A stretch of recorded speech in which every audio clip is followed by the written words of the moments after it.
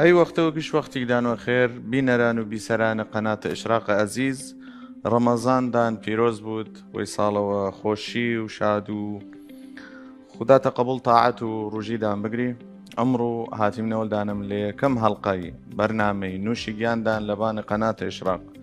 عمرو مجموعي خواردني ديري من كطبق رئيسي بيكاتوا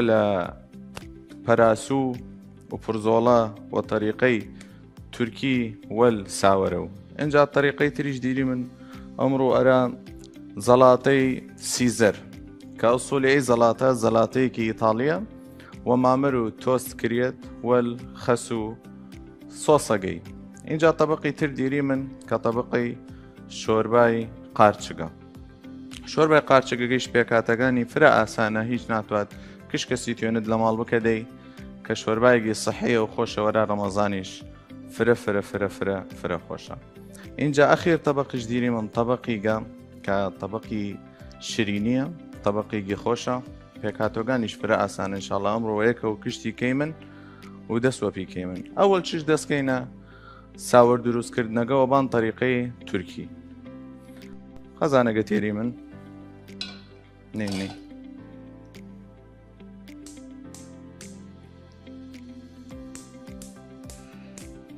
طبعا يوم تيونن الزبدة وكاربارن تيونن زيتون وكاربارن بس إيما ليلة زيت وكارتيري من وزيت خوشتر درچو كمية زيت يقني من فرنة ودو كميشنة تقريبا 20 مليلتر اینجا أول ما زيتك قرن بو پیازەگەرای سوور کەیمنە و وەل دووشاوەگە وەل نعناعەگە توزە دەست بکەینە پی اینجا تا دەست بکەینە پڕزۆڵە دروستکردنەکەیش لە دوای ئەوە جای طریقە فرە خۆشە طبعاً ئەی طریقە باواپیرمان زوو ئەخواردنەی کە خواردنێکی سەحیە و تیریش کرد یعنی تو ئەمڕۆ ساوەر خۆی هە خۆشە اینجا لە ڕەمەزانیش بخۆی دەی خواردنێکی سووکە لە برنج سووکترە خۆشترە بەس چاوەڕێکەی من کە زەیتەکە دەست کردە قرچ پیازەگەرە ئیضافەکەی من اینجا لە دوای پیازەکەی سەکەمەکەمەوە پێی دانیوشم چەوچەرە ئیضافەکەن مجموعی خەڵک هەست وەتونی کە دەی تفت مجموعی خەڵک وە سادەیی کە دەی من وەڕێیم وە سادەگەی خۆشترە لە ڕەمەزان لیان ڕەمەزان هایدە ڕۆژی کەمی ناخۆشت بود ئەوەڵ چش پیازەکەی ئیضافەکەی من جوان تا بەس توزی ڕەنگی بگۆڕت ئەرا ئاڵتوونی اینجا دووشاوەگەکەیم نەناوی دەستکەینە سوورکردنەوەی پیازەکەی دەستکەینە سوورکردن پیازەکە تا بڕەسیمنە ئەو قەوامە کە ئێمە بتوانین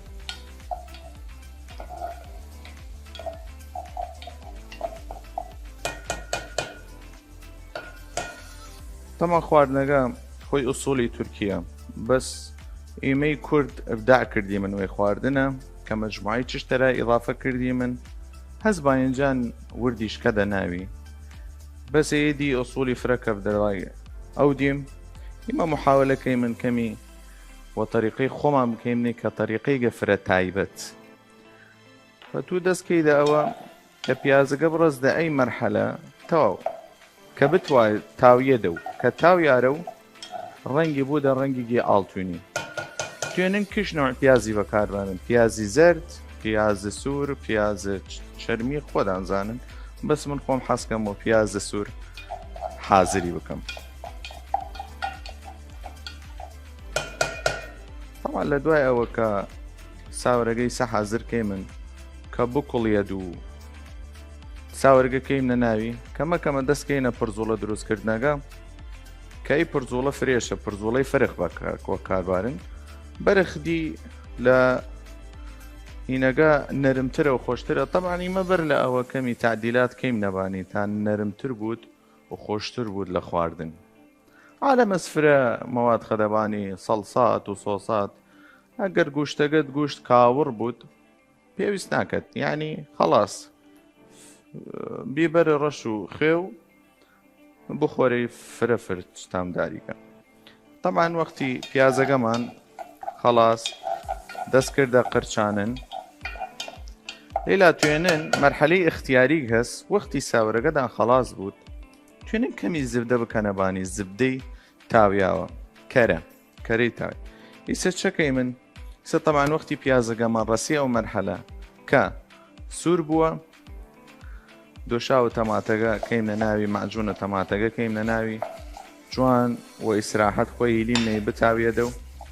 دوای ئەوژمە بیران چەو چەخەینەبانی بینەرانە ئەزیز طبعاً خواردنیگە صحية خواردنیگە سەهلە خاصەتە مانگ ڕەمەضان توزانی مانگە ڕەمەزان بایتە خواردنەکانت فرەی سەحی بوو تو لێلە هایدە ڕۆژیێرە هایدە ڕۆژی خۆی ڕۆژیێرە سەحەتە تو بای چشتیک فرە چەور بخۆیت و چشتیک فرە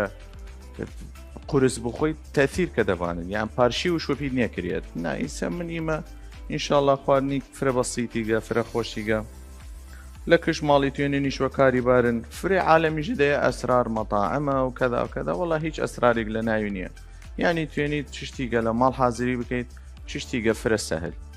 فەیسە بەس دووشاوەگەمان بوونی تەبدیل کرێت هەچوین تقریبا برنج سوور طبعا هي برای برنج سوورە بەس وە ساوەر ئیسە وەختی بەس حەز کردی من بوونەگەی گوڕیا دەستکەینە ئیضافەی بەهاراتەکە تا کەمی بەهاراتەکەیش تەحمیز بکرێت وەلیا و ڕۆح بژدەوە بەهاراتە لێن خۆی عادەتەن تەیسە تقریبا مردیە ئیمە ئەگەر کەمی تەحمیسی بکەی من وەزەیت وەلاوە کەمی ڕۆح درێ دەپی سەرەتا نعناع وەکارتێری من نعناع مجەفەف ئەی نعناع مجەفەفە توێنن نعناعیش فرێش وەکاربارن بەس مجەفەفەگە توزی خۆشترە ئەمجا من 10 غرام ماجی وەکارتێرم من حەز ناکەم ماجی فرەوە کاربارم و حکم ئەوە ماجی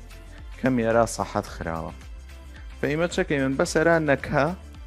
کەمی ماجی کێنە ناوی 10 غرامە یعنی تقریبا 1 مکعب ماجیە بەدەستکەینەوە کە ماجی و نعناعەکە وەل دوو شاوەگە حازر کێ من وە شیوازە ئیسا ئاوەگە کەیم نەناوی کە تەحمیز بی ئاوەگە کە کردیم نەناوی چاوەڕێەوە نییە کەی من کە بکوڵت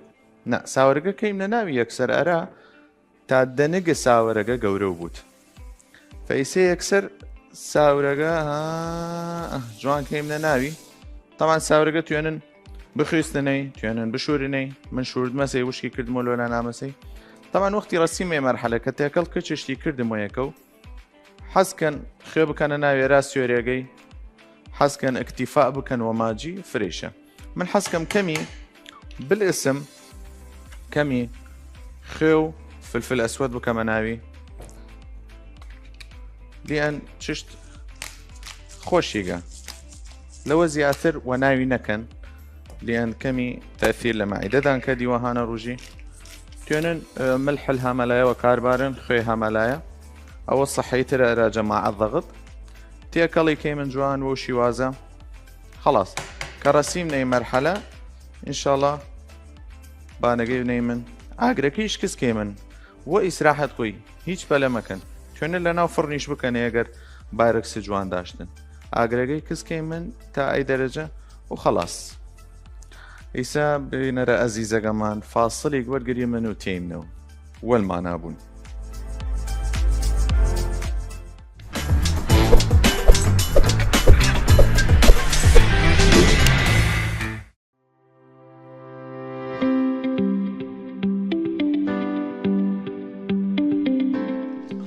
بینەرە ئەزیزەکەمان هاتیمنەوە لە فاسڵەکە ئینشاءڵڵا دەست ئەی جارە کە دڵنیابی من ساورەکەمان فرەی نەمایە حازر بووت ئەوە ئیسراحەت خۆدیش حازری کەیت مشکلە نییە لێن تو تەبەق ڕئیسی دیریت ئیسەیش تێ من پەراسۆگانەلا حازرکەی من پڕ زۆڵە پەراس و ڕێژ ضلوع کە چشتی خۆت ئەنجا ئێمە توێنی من وە دوو تەریقە حازری بکەی من یەکی گیان وە تاوە یەکی گیانیش توێمین وە فڕن حازری بکەی من بەس وە فڕنەگە تەقریبەن وشک دەرچێت کە وشکیش دەرچی ناخۆشە کەمی لە دەمە فرە ناخۆشە جایمە توێنی منیسەوە تاوە حازری بکەی من وە زبدە چشتێکی فرە سەحەیە ئەویش توات وە زەیت حازری بکەت یاوە زەیتە زەیتون خۆی زانت بەس من ئەرا حەز ناکەم زەیتە زەیتون وە کاربارم زەیتە زەیتون خاصەتەن ئەی مارکەی لە کەیسەها لە بازار ئەیانە وەختی تعرض کە دەرا دەرەجەی حرارە 100 دەرەجە سیلیزی ئەو وەختە بوودە ژەهراوی يعني كبودة جهراوي إنسانة غنية كوشي بس مجرد أوا كمي مغصة راي دروس كت كمي زكجان كردنا راي دروس كت فإما محاولة كيمن والزبدة يا وكرة حازري وكيمن أقريش حاس كان وزيت وكار بارن زيتيش وكار بارن بس من ورايم زيت صحينيا فإيسا حازري كيمن والزبدة زبدة قيش قارتشي قيش توايمن على طبقة طبعا هي نش توايمن يعني راجوان كاريا أي زراطة والفلفل أسود خي بيبر رشو خي إيسا دس كيمنا فيه ئاگرەکە مان باید تاوەگەمان گەرم بوو کە تاوەگەمان گەرم بی ئەو پەراسووە زیاتر ناتوانین بژم خۆشتر دەرچێت بەڵام زیاتر سوێر بوودە و یا زیاتر برشێت خۆشتر بود ئیمە طبعا عفو ئیمە طبعا ئەی دڵوعە ئەی پەراسووە کوتایم نەسەی لێن خۆی عادەتەن دڵوع خۆی پەراسووە وەل حبل پشتی ئەو کاوەڕەسە ئیسەیمە کە تاکید کردی من تاوەگەمان گەرمەوە بی زبدەکەی ئیضافەکەی من یا کەرەگە تا جوان بتاوێدەوە کە تاویاوە دەستکەیم ناوە کە ئەو پەراسوە ئیضافەکەی من ئەی جارە هاتمە سەرادان وەی شیوازارادان چیشتەکە حازرکەم ئەوە بەس لەبەر ئەوە سەحیە توێنم ئیسا سەریەوە زيت حازري بكم وي ترتيباته بس تشتغل صحيني ود فيما هي رمضان خوي سبحان الله خدا رمضان رامنا روجيش بقري من مثلا صحته يعني تو سير وجايد الروجي أرى صحة خود خاصة أرى عافية خود خاصة كتو أجواءك خوش دروز بود لو مالا يعني مالا كشتي جمو بود ليك مالو خۆشە ئەی تەفاسی ڕەمەضانە فرە خۆشە جای ڕەمەضانەیش ها لە وەهار جا فرە خۆشتریشە لە وەهار بود جەوەگەی خۆشترە ڕۆژگرتنەکەی ئاسانترە ئەجرەگەیشی خۆشە فرە توێنیت بچیدە ئەو دەشتایە جێوێک بگۆڕیت ئەی شتیلە زبدەگەمان یا کەرەگەمان کە ڕەسیەوە مەرحەلە ئێستا توێنی من وەکشی سراحەت پەراسۆگە بنێ من شرط نییە تاوەگەت فرە گەرم بود نەخێر تا مسایتر بوویت لەبانی وەیسەوەی شیوازە پەراسۆگەنەی من و ئیسراحەت دیلیمنەی جوان ڕنگ بگری ئیسا ئیمە ئەگەر ملاحەظەکەن ئەرا چە خوێ و بێبەرە ڕەشنە نای من ئەگەر خوێگە وەرجە ئەوە بکردینەی بان تەبەقەکە یان بکردینێ بان گوشتەگە خۆی ئەو وەختە ئاوەگەی کشتی دەرچێت ئاوە ئەو پەراسوە دەرچێت هەرچی بود گۆشت بود ماسی بود مامر بود هەرچی بود ئەگەر خوێ کردی دەبانی قبل ئەوە کاری باریت ئاوەگەی ناوی کشی دەرچوو کە ئاوی ناوی دەرچوو تامی نەمینی پێمە محاولەکە من نالین ئاوەگەی دەربچوو ئیسەوە کاری تێ من تا ئاوەگەی خۆی وەل گوشتەگە وەل چەورێگە وەل ئەو مەوادەکە ها لەناو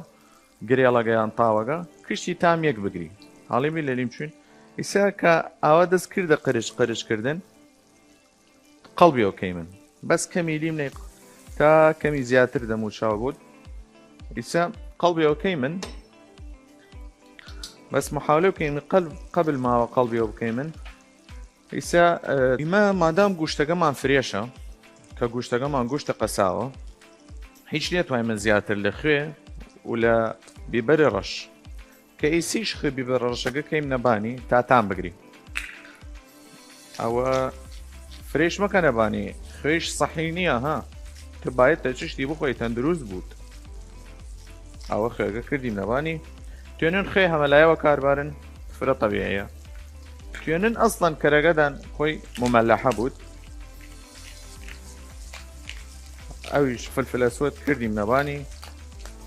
خلاص بەسە تاو لەوە زیاتریش مەکە نەبانی کە قەڵبێەوە کردن قاتی تر بکە نەبانی ئیسەیمە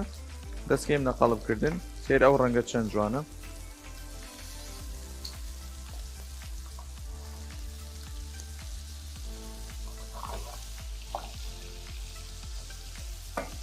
ئیسە وەختی قەڵبێەوە کردی من یەک جایتر كمي خێ والكمي بيبر رش. طبعا من أرى أي بيبر رش اختيار كردم لأن بيبر الرشي هارياي يعني بيبر الرش مطحون لبازار تقريبا مع احترام ما نرى فرشوينغان تقريبا فريشوينغان غش كريت يعني يا تيكالي كانوا كارتون يعني تيكالي كانوا مجموعة تشتيك ك خوارنەکە مان سەقەت کرد للأسف صحیش نییە. پێمە محاولەکەیمن کشت بەهاراتەکانمان خۆمان بسیدینەوە دەست خۆمان کە بەهاراتە کشتی دەنگ بووت لە ماڵەوە خۆمان وەستراحەت خۆمان تەحنی بکەیمن تاح و نەفرس هەرا خۆت لە ماڵ دانش تەحنی بکە شوێنی بەهارات صحیحیش وە کارباریت هەروە دەنگەکەی بخەیدەی ناوی دوایەوە لاوەی دەی فرە طەبیعیە. فيصير شكل منيمة أيوة استراحات كالرسيمة أي مرحلة ويجين ميديم يعني تقريبا سطا بنجا هندية سطا بنجا برجاية قارد شجرة خودا صحية ها أهلنا وراسة وكيمني كتاو أوها وإستراحات مقيد دس خودان بون شاقوي تيش فروا كار نيرن یه قارچکە گەلیاوانەیە من هیچ نییە توای ئەیش خۆی حازرە لە بازار توێنن بسیننەی کوڵیایە و کامل لێوارە جوانکاری خێمنی ئیلا جوان توێنن سەڵەتەی شوەلیەوە تەقدیم بکەن شەرت نییە لە ئەمڕۆ لە بانەی حەڵقا کە تو مەجبوریت سەڵەتەی سیزەر وە کارباری دەرای توێنی سەڵەتەی جەرگیری وە کارباری دەرای توێنی هە جەرگیرەکە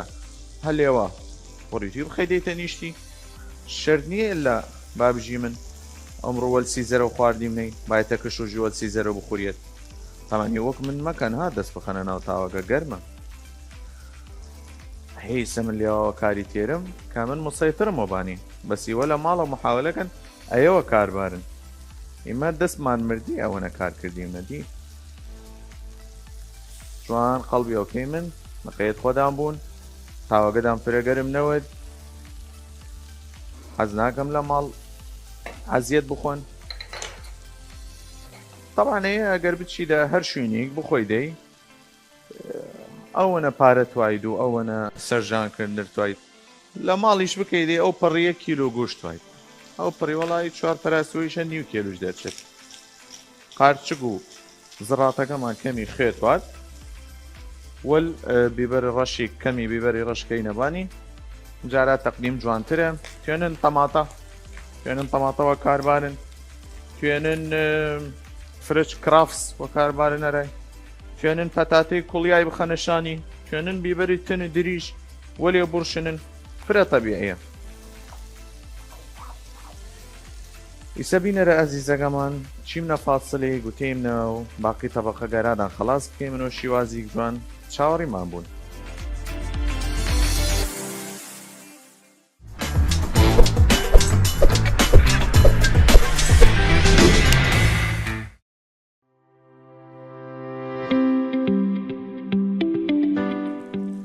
هاتیمنەوە لە دوای فاسڵەکەمان جا دووبارە ڕەمەزاندان پیرۆز بووت طبعا تاو ساوەرەکەمان حازر بی جا منوتمە پیدان بەرلەوە ساوەرەکەم ساوەریگی هینە زبرە گەورەس اینجا شعریەشان ناوی اینجا محالە بکەن ساوەر کە حازرکردن کەمی تەڕ بووت تەڕەکە لە پشتی خۆشترە ئیسە دوای ئەوە کە پەرستۆگەمان حازر بی هەڵاس دی کوشیمنەوەی هەرەوەنەوە کار هاوردی من زبدەگە بی و بیبەری ڕەشەگە و بابیشی من خوێگە ئیسە دی طەبق تەقدیمەکە دیێری من توزە دەستکەینە طەبق تەقدیم لای خۆدانە دی هەر چووە کاربارن و کاربارن بەس من حەز کردم ئەیوە کاربارم حەزکەم گوشت لە باندار بوود ئەگەر ئەیە بوود ئەگەر بەرگر بوود ئەگەر فرە چ شتێ لێ بوود ئیسە دی دەستکەیمنە تەزیین طەبقەکەمان کەمی ساوەر کە بسکەیم نەرای بۆ شیوازە هیچ نیەتوات لە کش ماڵی کاسە هەست لە گشت ماڵی توێنی کە بست بکەیت طبعا من ئەی معداتێش وە کار هاوردمە تالكش مالك بود يعني نكلا مالك بود ونود جاي ولا مال توينن اي طريقة وكاربارن هل وراي بك خلاص هيش ناتوار امجا هو هل نيجري من جاري كان رميت جا حس كي من توزي تزين كي من وشي وازا جا قارتشيكا خوشا قمان كقارتشيكي فريشة يعني محاولة كان خواردنگان دان كشتي فريش بود ارا صحي خودان خاصة محاولة بكن يعني اي تفاصيل نيتواد من بيجمع فيدان ارا خودان خاصة گوشتا قدان فريش بود مامرا قدان فريش بود اي تفاصيل كشتي فريش بود ارا خودان خاصة ارا صحت خودان خاصة ارا من علاقان دان خاصة جاي ستي من برزولا قمان جوان خيم نشان يك ويشي وازا دي تقديمة قيش لا خودان مينت شرنية من يسوي حركة حازري بكم ايوش بايتا ويشي وازا حازري بكن لا خودان مينت واستراحت خودان شون حسكن تقديمي مكان والشو تقديم مكان طبعا خوي باب زانن من حسكم والصوص او تقديمي بكم صوص قيس چس حس كردم صوصي تونيت صوصي قارچگري وكار باريد توني صوصي سبايسي وكار باريد راي كتونة توني صوصي هرچ صوصي قواد صوص طماطر وكار باريد مشكلة نية طبعا دو تقديم برزولا قبو شوازة اي هالقري من جوان وشوازة جا تزينه قيش لاي خود اميند من حس كم توزي وكروز تزيني بكم كروز راي جني من هل يواوي شوازة كروز راي تزين كيمن طبعا طاولة قيش بيس كردي من عافوا بكن جا كتشتيك توينيت وجنين هالي بقريت ما عدا يكتشت قد بياز وجنين هل نقرن لأن صحينية بكتيريا جموكت ومحاولة كان دايما خواردين إيش هل نقرن محاولة كان دايما تشت هل نقرن تا خاصة برنج وساور وأي تفاصيلة هل نقرن أرا صحة خراوة محاولة كان تقريبا فري خوارنا قدان صحي بود يسأل دواي تقديم كردني أي طبقة محاولة كيمن طبقية الوكار باري من كأو طبقة تكاتكاني فري بسيطة لكش مالي كس ناني توستو والخسو كاهو والصوصقيش فري سهلة هس عالم يجد سهل نية وفري مكونات واد بس تقليدية سهلة هيش ناتوات طبعا لدواي تقديمي طبقة جوانا رادان كيمن يسدس كيمنا تيكل كردني سرتا كصوصي زلاطي سيزر وكارتير من زلاطي سيزر يش فرق آسانة هيش نية اي خسقس ايش توستقس والمجموعيك تشت حاضر كيمن يكم تشت وايمن خردل وانجليزينا ماستردا اگر خردل والبهارات اوريغانو كناوي زعترة والمايونيز مايونيزش لكشويني هز والشربت يقدنك برتقال فرما كان ناوي يقدنك برتقال فريش ايش مايونيزة 100 غرام وال 10 غرام اوريغانو وال 25 غرام خردل يسدس كينا تيكل ششتغان دواي او تيكلي كيمن خسقيش وليو تيكل كيمن دواي وكا خسقت تيكل كردي من والايو مامري قراي برشني من يا حسكن دو مامري راي برشنن هيش مشكلة دانية وال توستقيش بخنا دورو بري خوي اي خوالنا ليو اخوريت يعني اي قسي مني اي قسي چند كسا كويشي وازا اي خوالنا خوريت ايسا هرچ كاسيك ديرن لمال مشكلة دان نود تيكل موادقان بكن وناوي جوان طبعا من حسكم وبرتقاليش تزيني بكم خيمني اي لا جاري اول جار مايونيز قوا كارتيري من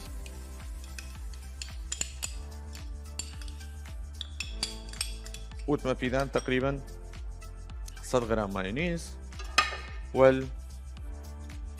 شربة برتقالقة كشتي بكنا ناوي اي كش شربة برتقالقة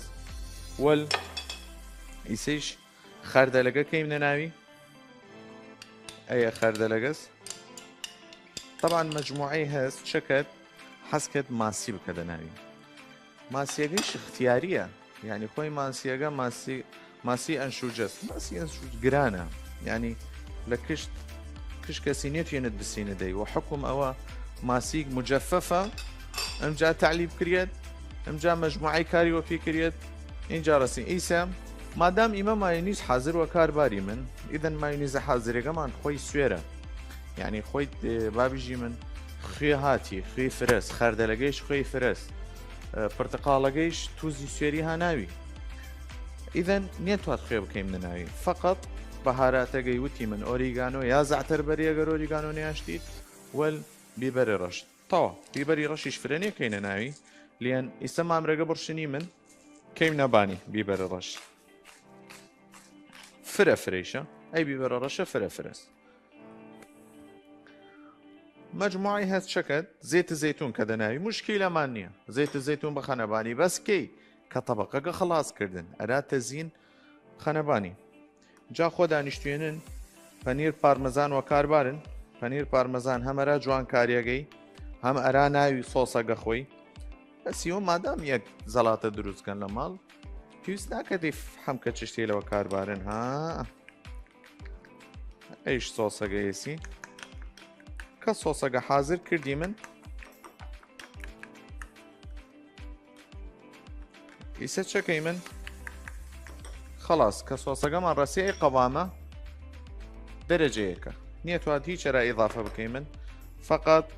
مکەوینات زەڵاتەکە خۆی ئیسە قبل ما تێکەڵی بکەی من کاهۆگە و سۆسەگە دەستکەیم نەحازرکردنێ مامرە سیزەرەگە مامریش سیزەرەگە فقط مامر توێنە لایەوە کاربارن نیە توێنن گوشت اللهمە مامر توێنن هێنی شۆ کاربارن بابژی من ڕۆبیان عالم هەست و ڕۆبیان خۆدی خۆشە ینی بەس لەوە زیاتر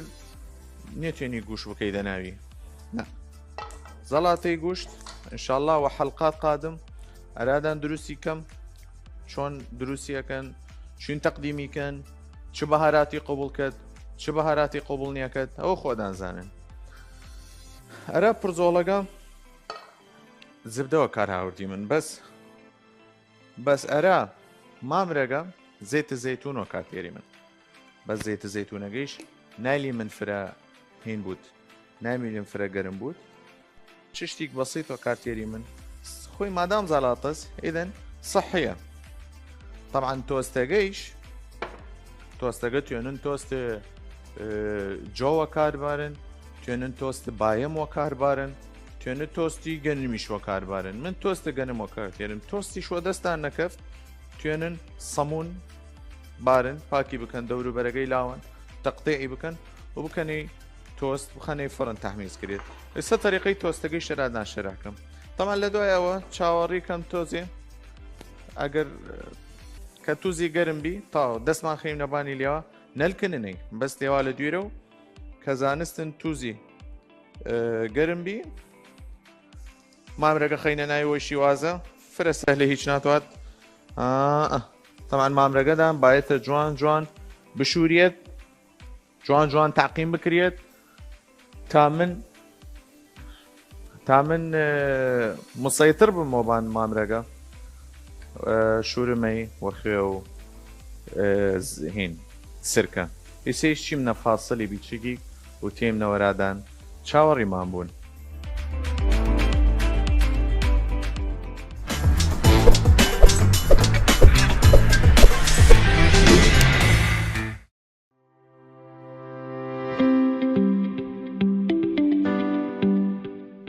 خێراتنەوە بینەرانە ئەزیز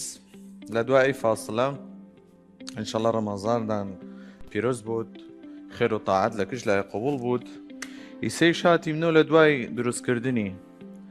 ئەی مەجموعە خواردنە خۆشە ئیسە چشتی بەسیت کەی من ئەرا خۆدان خاسە سەحەیە خۆشە شۆربای کەی من لێن تو ڕەمەزان یعنی شۆربە جا تا لە ڕۆتینی شۆربای نیسک گیر کەفی من ئەمڕۆ شۆربای قارچک کەی من شۆربای قارچکی دووسێنەوە دیرت ئەوەی هەسوە کرێم کە دەی ئەوەی هەسوە ئاو کە دەی ئەوە هەسوە نشاستا کە دەی فإما محاولة كي من أمرو وكريم كيمني كريم أجا خوش وصحية بس توزي قرصة هاويش وحكم تشوري كريم أجا يسي إيسا أول ما تشش وكار تيري من كالزبدة قمان وكار تيري من زبدة يجي صحي وخوش وتامدار بود زبدة عادقان وكار نيلن لين كشتي آوا سي زبدة خيمنا ناو طاوة قمان توينن كريم طبخة قرانة خوي عادة لبازار لترقي تقريبا شدا سروي 10,000 ايوه توينن خامة والشي لو تيكل بكن يعني شين يعني هر خلاطيك بياشتان لمال اگر هاند بلاندر بود خلاطي دسي بود يعني خلاطي شربت بود يعني هرچي خلاطيك ليانه بود مجرد خامة بيشكاغان اويكا يمكن 600 مليلتر كان ناوي والشير شير تشور شير مراعي او غير مراعي تشور بود تيكالي كان خلاص بيه كريم طبخ بس إما أرا عجليش تقام أرا سريعي دروس كردنه خواردناقا مجبوري من أيوة كار باري من كيش خوي خوشة بس أوا أقلتوانا لمال وكار باري دي خاموشير طبعا كرقمان تاويارو فطرقا يا قارچقا ياخد مشرومقا تاونيم نو جوان والزبدەگە و چاوەڕێکەی من بۆ شیوازە جوانە حازر بود دوایە کە حازر بی هیچ نیەتوات کرێم تۆخەکە گەیدەی ناوی وەل ماجی و یا خۆت ئەگەر حەز لە ماجینەکەیت کە کشتمانزانی من ماجی سەحی نییە توێنن خێوە کاربارن خێ و کرێم و بیبەرە ڕەش و تاو هەرێست خەسە بی هەڵی گر و تەقدیمی بکە و خۆی عادەتەن من حەزکەم تەقدیمی وەگە مۆل تۆستە و ئەلێواوە تۆستەگە هەڵگرید و خۆید و چشت خۆشیگە ئیسە کە چاوەڕێکەی من قارچکەکەمان جوان بۆرشێدە و خەڵاس فرەی نەمایە توێنن قارچک معلبەکەیش وەکاربارن بەس قارچک معلبەکە من مواد حافظەی فرێز ئیدەن هیچ نەکردی من هاتین نۆرە شتێک ناتەندروست ئێمە عادەتەن محاولەکەی من چش سەحی وەکارباری من قارچک معلبەکەیش سەحی نییە وەڕایم هەیە ڕای شەخسی خۆمە دی خۆ دانزانن هەیە پرۆتینەکەی فرەترە وای عادەتەن قارچک ئەگەر بای دەست حەقیقەت قارچک خۆی قارچک جەس قارچک فطریاتە باس فطریات صحی فطریات ئیجابی و چەند هەزار نەوعیش دێرێت ئەوەی کە ژەهردارە و ئەوەی کە خوریەد و ئەوەی کە لاڵکەد و طبعا لاڵکردنەکەی موقەتیە فرێنیە لە دوای ئەوە کە قارچکەکەمان تەواو کە زانستی من سوێربی کرێمەکەکەینە ناوی کرێمەکە کردیم لە ناوی ئەنجا فلفل ئەسود فلفل أسود كديم ناوي والكمي ماجي ايش ماجي كديم ناوي طبعا ماجي يك ظرفة كظرفة خوي 5 غرامة او ماجيش كديم ناوي تشاوري كي من بتوايدو خسو بود خلاص تشوريو هذا اي شوربة كمانيش خوشة وحاضرة طبعا لدواي اي شوربة ان شاء الله اخر طبق ديري من كطبقي شرينية حاضري كيمن وتقديمي كيمن ونوشيجان دامبود طبعا شرينيكيش فرا سهل وآسانة كهيج ناتوات ششت بسيطة طبعا كشاوري كردي من قارچكا مان كوليا شوربا مان كوليا ياخد شلقا مان كوليا تقديمي كيمن وشوازيك جوان طبعا كمي شاوري كيمن تا جوان خز بود تا تام الشير وخامة نمينت بس كليا خزبي تام او دوانه نمينت شاركي من تزي خزبوت اما طبعا تا شوربا ما خزبوت كمي شرح حرادا مكي من لبان شريني تازا كمان كبيكاتاغاني لا جوز هند لكشيوني غاز لكش ماركتي غاز والحليب مكثف شير مكثف شير خست هاتي من وراء زبدة خۆمان والزبدة فرە سهلة وسريعة بس فرە شیرینە جەماعەت نەخۆشی شەکرە با هەرچی بتوانن لە لی دوور بکەفن لێن تشتیگە فرە شیرین لە باتی شیر مکەثەفەکە توێنن عسل ئەسڵی وەکاربارن هەنگوینی ئەسڵی وەکاربارن ئەو وەختە شتەکە خۆشتر دەرچێت ئیسا کە تەواو شۆربەکەمان حەز کردیمە خەزبی تەقدیمی کەی من ئەوی شۆربەکەمان جوان تەقدیم کەی من ئەو شیوازە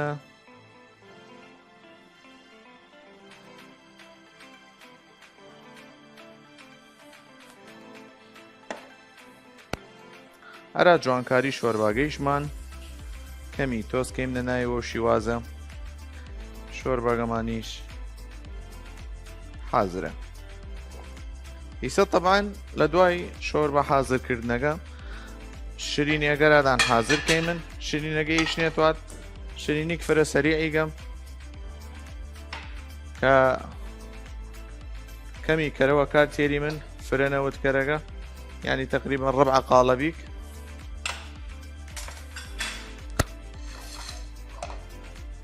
یەک ربع قالب کار تێری من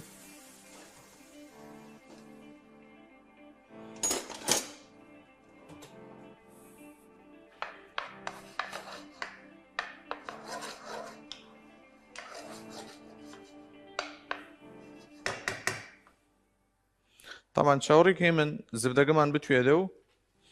اینجا شرینیک فرە ئاسانیگە و خۆشیشە خاصەتە نەرا مناڵ بەس من خۆم شخصی حەز ناکەم فرە لەلی بخۆن یان شرینیگە فرە قورسە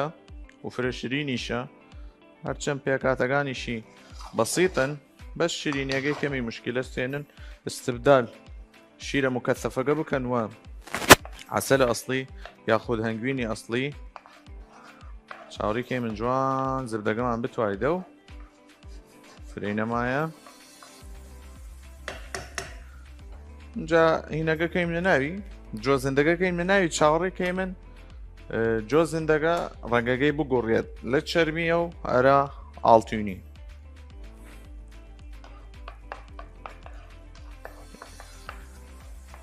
ئیسا خەڵاس تەقریبا زبدەکەمان تاویارە و چەکەی من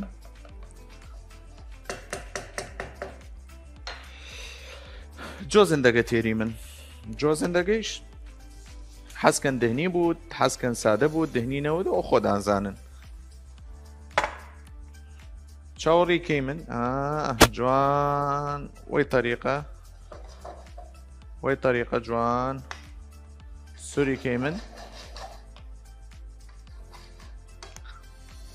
طبعا جا وەختی سوورە بود یا وەختی بورشێت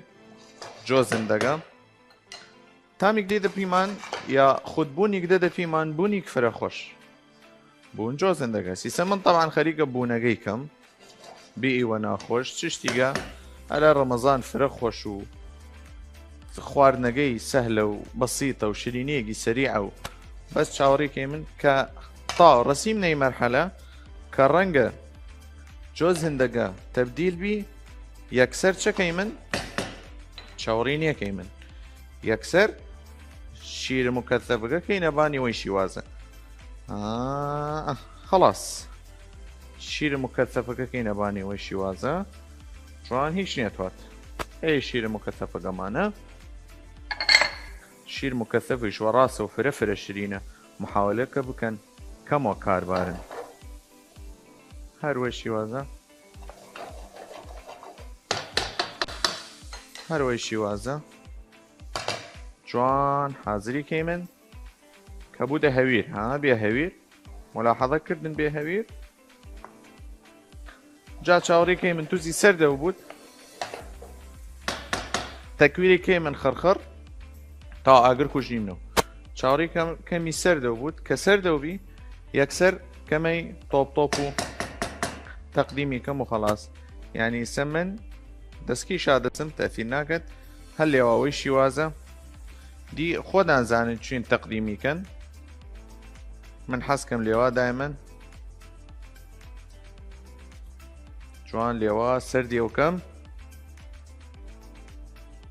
توێنن وەکشینیک ئەرا میوانداری بوود ئەرا چشتێک بوود تەقدیمی بگەن جوانە خواردنێکی خۆشە جوان لێوە تەقدیمیکەن لەبان سفرەکەدان توێنن گوێزیش بکەنە ناوی توێنن بایم بکەنە ناوی گوێز بکەنە ناوی توێنن فستق بکەنە ناوی فرە طەبیعیە طبعا لێوە جوان تەکویریکەن توێنن وەل خورما بخۆنەی توێنن وەل فرە چشتەوە بخۆنەی یعنی من خۆم شخصی حەزکەم وەل ڕاشیەوە بخۆمەی بەری لەوانەیەوە پیدان سیر بوو چیوە ڕاشیەوە خۆدەی من حەزکەم وە ڕاشیەوە بخۆمەی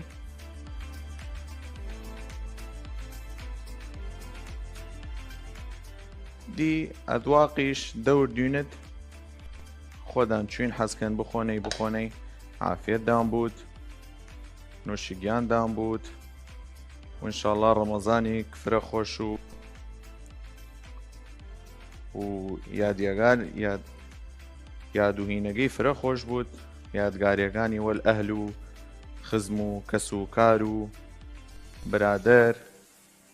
چاودان و خۆدان بۆ دەی ڕەمەزانە ئەوەی عاجز بێ لە برادەرێکی ئەوەی چیشتێک بێ لە برادەرێکی بچنە ئاشتیەوە بکەن نێلن دڵ عالم لە لیدا مشکێت دنیا هیچە ئەگەریش ڕازی نەی برادەرەکەدان بێ لە ئێرای بوون دڵ نیا بوون یەکسەر ڕازی بوود ئێستا تەمان بەس تەزینەکەی مایە کە تەزینەکەی من وە پیدان وتم توێنە کە چشتیوە کاربارن من خۆم شخصی حەزکەم فراولەوە کاربارمەرا تەزینەکەی طبعا تەزینەکەی توێنیت فراولاوە کارباری توێنیت فرە چشتوە کارباریت من خۆم شخصی حەزکەم فراولاوە کاربارم کە خۆی ڕەنگەکەی قرمزە شرینێگەمانش ڕەنگەکەی چەرمیە ئەو وەختە ڕەنگێک جوان دەدەپی و نوشی گیاندان بود و ئافیەتدان بود یا ڕەبی من لە بود تەقدیمەکەی حەزکەم وەدارە و بنەمەی خۆدانی شەرچوین حەزکەن تەقدیمی بکەن مشکیلەمان نییە خۆدان زانن خواردنەکەمان ناوی ڕافایەلۆس تەقدیم کردێت دوای تەریقە حەزکەن نۆتێلا بکەنەبانی حەزکەن هەرچی وە دڵدانە بکەنەبانی ئەمڕۆ وەدانەوەبی من لە یەکەم ڕۆژ ڕەمەزان و یەکەم هەڵقەی بەرنامە جنووشی گیاندان وڵاهی وەدارمەوە دڵدانبی